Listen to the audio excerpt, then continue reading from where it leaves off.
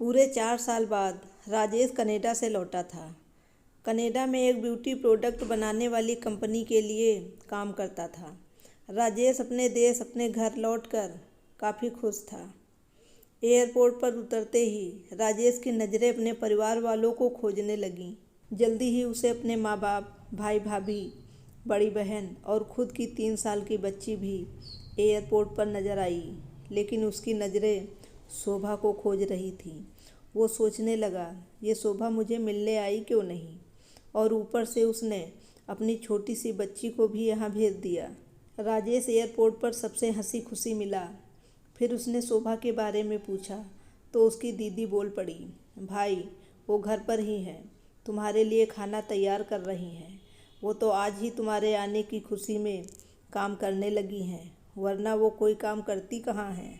राजेश ने अपनी बेटी को प्यार से उठा लिया, लेकिन उसकी बेटी उसे देखकर रोने लगी। लाओ मुझे दो बच्ची को, वह तुम्हें काफ़ी दिनों बाद देख रही है ना, इसलिए पहचान नहीं पा रही होगी। कहते हुए दीदी ने बच्ची को अपने पास ले लिया। सभी टैक्सी में बैठकर अपने घर की तरफ रवाना हुए। राजेश अपने परिवार से मिलकर खुश था, लेकिन ये बात कि शोभा उसे एयरपोर्ट पर मिलने नहीं आई उसे काफ़ी परेशान कर रही थी। वो सोचने लगा, क्या खाना बनाना इतना ज़रूरी था, मुझसे मिलने से भी ज़्यादा, और वो भी तब जब मैं 4 साल बाद वापस आया हूँ। इन्हीं ख्यालों में घर तक का आधा रास्ता बीत गया। अब उसकी बच्ची उसे देखकर रो नहीं रही थी, इसलिए राजेश उसके साथ खेलने लगा। बाकी का आधा रास्ता भी खत्म हुआ और सब घर पहुँच गए। गाड़ी की आवाज़ सुन शोभा बालकनी में आकर खड़ी हो गई और राजेश की तरफ देखने लगी। राजेश भी जैसे ही गाड़ी से उतरा, उसने पहले दरवाजे की तरफ और बाद में बालकनी की तरफ नज़रें घुमाई, जैसे वो शोभा को ही देखना चाहता हो।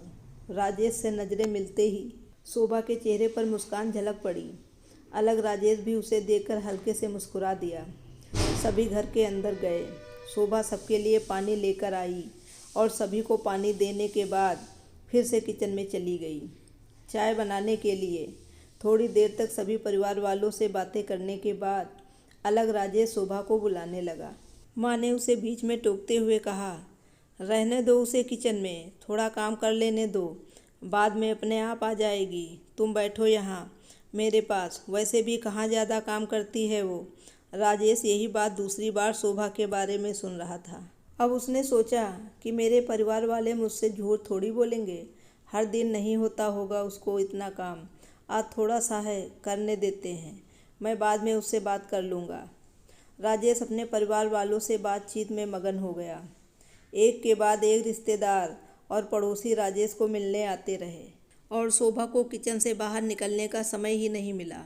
सभी के लिए चाय बनाना, नाश्ता बनाना, यही करते करते शाम हो गई। शाम होते ही अकेली शोभा इस बड़े से परिवार का खाना बनाने में जुट गई। 2 घंटे बाद सभी परिवार वाले खाना खाने के लिए डाइनिंग टेबल पर बैठे थे, सिवा शोभा के। राजेश चाहता था कि शोभा भी उसके साथ बैठकर खाना खाए, लेकिन फिर माँ ने कहा, अगर वो भी खाना खाने बैठ जाएगी तो सबको परोसेगा कौन। सभी के खाना खाने के बाद शोभा ने अकेले खाना खाया। रात को सोने के वक्त राजेश और शोभा अच्छे से मिल पाए। राजेश शोभा के साथ काफ़ी बातें करना चाहता था, लेकिन वो उसके चेहरे पर थकान और नींद अच्छे से देख सकता था, इसलिए उसने शोभा को परेशान ना करने का फैसला किया और उसे सोने दिया। शोभा सोने ही वाली थी कि उसकी छोटी सी बच्ची रोने लगी, तो शोभा तुरंत उठकर उसे दूध पिलाने के लिए चली गई। राजेश कब सो गया उसे पता ही नहीं चला। जब सुबह बच्ची की रोने की आवाज़ आने लगी तो राजेश उठा और शोभा को पुकारने लगा। जब शोभा पास नहीं दिखी तो उसने बच्ची को चुप कराया और फिर से सुला दिया। राजेश बाद में शोभा को देखने लगा तो शोभा फिर से किचन में मिली, जो सुबह सुबह ही जल्दी उठकर घर वालों के चाय नाश्ते की तैयारी में लग गई थी। अब राजेश सोचने लगा, माँ और दीदी तो कहती थी कि शोभा ज़्यादा काम नहीं करती, लेकिन जो मैं देख रहा हूँ वो तो कुछ और ही है।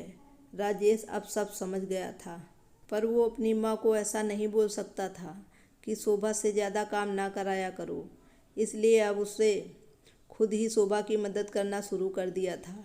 राजेश के हाथ बटाने से शोभा को थोड़ा अच्छा लगने लगा था। पहले जहाँ उसका चेहरा थकान से उतरा रहता था, अब उस पर थोड़ी थोड़ी चमक आने लगी थी। राजेश ने कुछ दिनों में ही ये महसूस कर लिया था कि शोभा अब वो शोभा नहीं रही जिसे राजेश शादी करके लाया था। वो तो कोई और ही थी, जो तोते की तरह बोलती थी, और ये शोभा तो बिल्कुल चुप है, गुमसुम है। ऐसा लगता है जैसे किसी के दबाव में हो, किसी डर की वजह से सहमी हुई हो। राजेश शोभा को उसके काम में और ज़्यादा मदद करने लगा। राजेश का ऐसा व्यवहार अब घर वालों को खटकने लगा। घर के सभी बड़ों और उसकी दीदी ने मिल के राजेश को समझाया, तुम अपनी बीवी की मदद करते हो, उससे हमें कोई ऐतराज़ नहीं है, लेकिन तुम्हें भी एक हद तक ही ऐसा करना चाहिए। शोभा को तुम्हारे हेल्प की आदत पड़ गई तो। घर वालों ने राजेश को विदेश जाने से मना कर दिया और कहा कि यहीं पर कुछ काम कर लो। राजेश ने अब घर से ही ब्यूटी प्रोडक्ट्स ऑनलाइन बेचना शुरू कर दिया। उसका परिवार भी बढ़ गया। अब उसे 2 बेटियां और एक बेटा था। जितना राजेश कमाता था उतना सबके लिए काफ़ी ना था। काफ़ी सोच विचार के बाद राजेश ने यह फैसला किया कि वो अब शोभा के साथ शहर में जाकर रहेगा, जहाँ पर शोभा भी काम कर पाएगी और वो घर से ही अपने ब्यूटी प्रोडक्ट बेचना शुरू करेगा। इस तरह से वे अपने पैसों की तंगी को पूरा करेंगे। शहर में अब शोभा नौकरी करती और राजेश घर से ही ऑनलाइन अपने प्रोडक्ट बेचता। कई साल ऐसे ही बीत गए। शोभा घर का काम और बाद में बाहर का काम करके पहले से भी ज़्यादा थकी थकी रहने लगी। राजेश अब दिन रात अपने प्रोडक्ट बेचने में ही मसरूफ़ रहता। कभी कभी शोभा उससे कहती कि मुझे अच्छा नहीं महसूस हो रहा है, मुझे डॉक्टर के पास ले चलो। वो हाँ कर देता, लेकिन अपने काम में इतना खो जाता कि कभी उसको डॉक्टर के पास ले ही नहीं जाता। शोभा तो बीमार थी, लेकिन एक बार राजेश बहुत ज़्यादा बीमार हो गया। इतना बीमार हो गया कि उसे अस्पताल में भर्ती करवाना पड़ा। अस्पताल में राजेश के पास सिर्फ शोभा थी और कोई नहीं। बिस्तर पर पड़े और शारीरिक तकलीफ से गुजर रहे राजेश को अपनों का ऐसा व्यवहार बहुत तकलीफ दे रहा था। फिर वो सोचता है कि उसने भी तो शोभा के साथ ज़िंदगी भर यही किया है। राजेश को अब अपना दर्द शोभा के दर्द के आगे मामूली सा लगने लगा। उसके दर्द को ना बांटकर उसने बहुत बड़ा गुनाह किया हो, ऐसा उसे लगने लगा। पश्चाताप के आंसू राजेश की आंखों से बहने लगे और उसने अपनी सारी गलतियों और गुनाहों के लिए शोभा से माफ़ी मांगी। दोस्तों, ये कहानी आपको कैसी लगी? अगर कहानी पसंद आई हो तो इस वीडियो को लाइक करिएगा और मेरे चैनल को सब्सक्राइब करना बिल्कुल ना भूलें। Thank you very much.